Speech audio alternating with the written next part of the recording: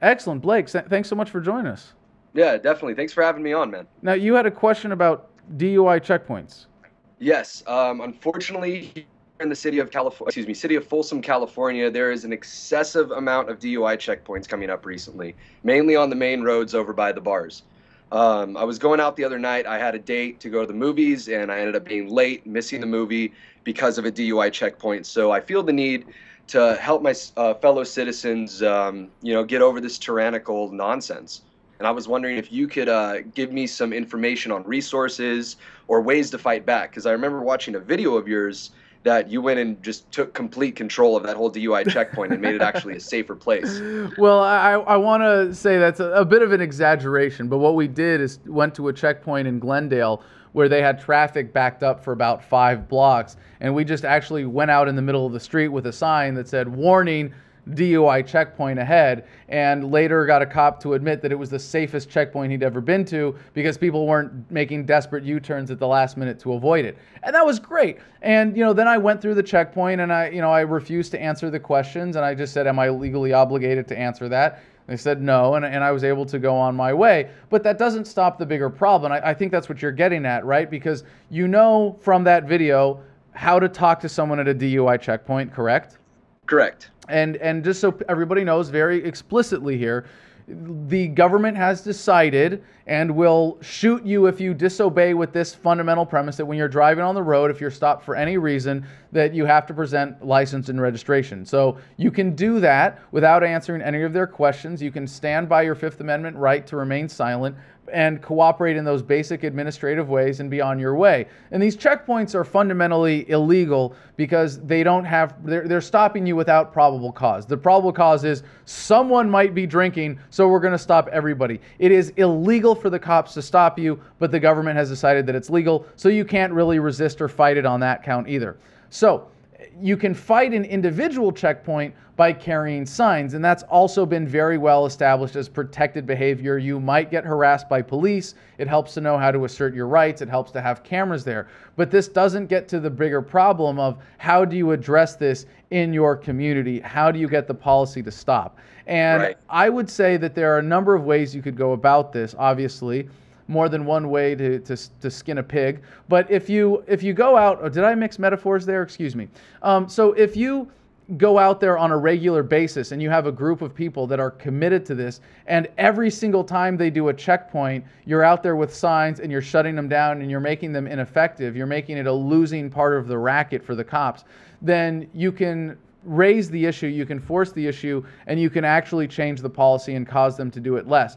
But Right. that doesn't really get to the central policy. I assume you have a city police department there? Yeah, and unfortunately, their reach has overextended dramatically because, as you know, Folsom is a home of Folsom Prison. So we have a large prison industrial complex operating right here, which leads, I'm pretty sure, to extra funding going towards the cops. And I was going to ask you, I'm not sure if you're aware of this, but have you heard of the right to travel clause?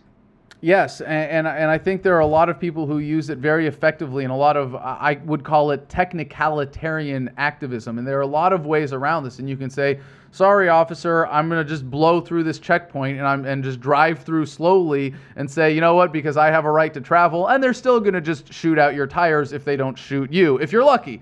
So I think you're right, Blake, though, to be looking at this as the bigger issue, right, at the policy level. And so Right. I would form Also a have group. really quick question on that. Didn't you say in the video that registration fees and things like that were the main, how do I put this, the main purpose. profit that they gain Oh, from these yes. places?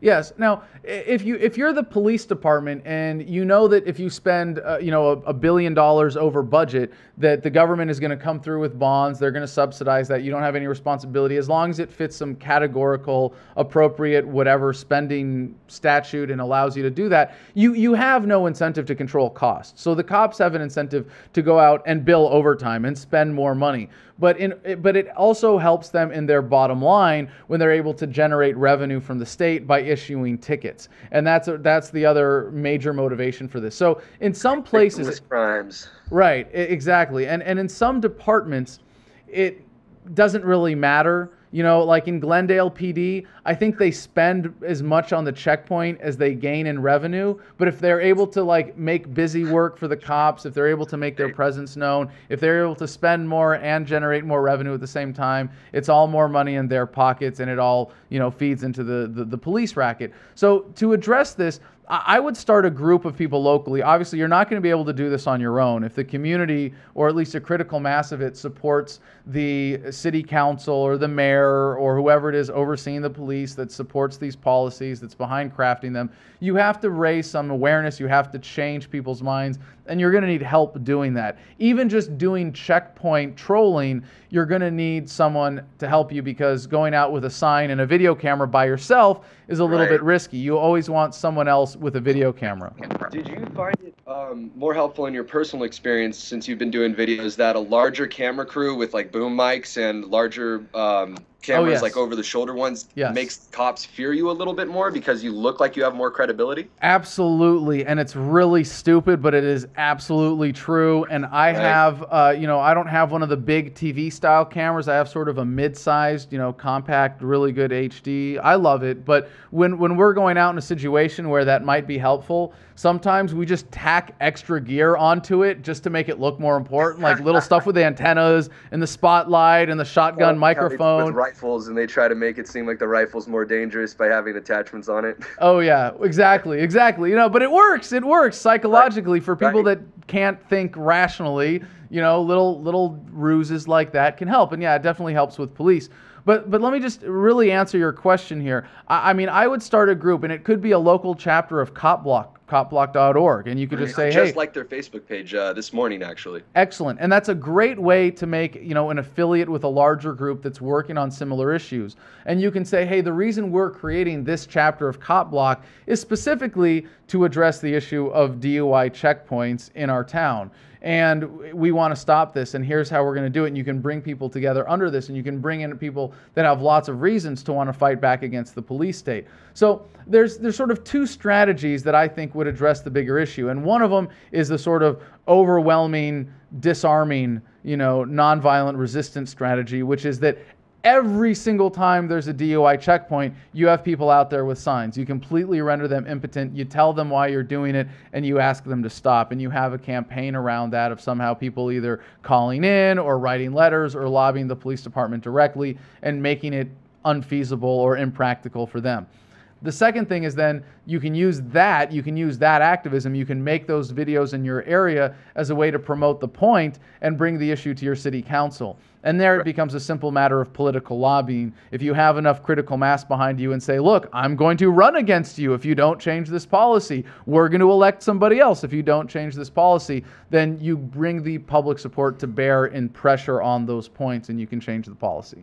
Yeah, and unfortunately, it seems, especially in my community at least, everybody is so willfully ignorant of the fact that they have these constitutional rights to prevent these types of checkpoints from happening. So I feel like there's a large portion of this being not so much people think that it's a good idea to have DUI checkpoints, but they don't know the ramifications of what happens when these things are executed, how the money is generated for the police state, and what rights are actually being lost that you have to avoid these things. So I can definitely see that. Yeah, it's a good one. Well, I wish you the best of luck. I know there are a lot of people who live in towns where this is a repeat problem, and you know, I hope that you can give us a call back with an update when you've got some progress to report. Oh yeah, I'll try to get some video for you. Excellent. Thanks so much, Blake. Oh, and by the way, if you do something and you want to release it on our channel as original content, we're definitely looking for contributors like that. And especially if you're doing the kind of activism that you know that takes a certain amount of guts, like getting out and challenging a DUI checkpoint. I gotta tell you, man, you and all of your videos, ever since I found you, you've been inspiring me to go out here and make a difference. No joke. Thanks, brother. Really appreciate it. It's the best kind of feedback. Thanks for calling. Have a good one. Dude, this is really creepy. You're not like doing much for your credibility, just not answering the question. I was assaulted by an undercover FBI agent and officers of the Metropolitan Police Department. And we've had a lot of police checkpoints here recently.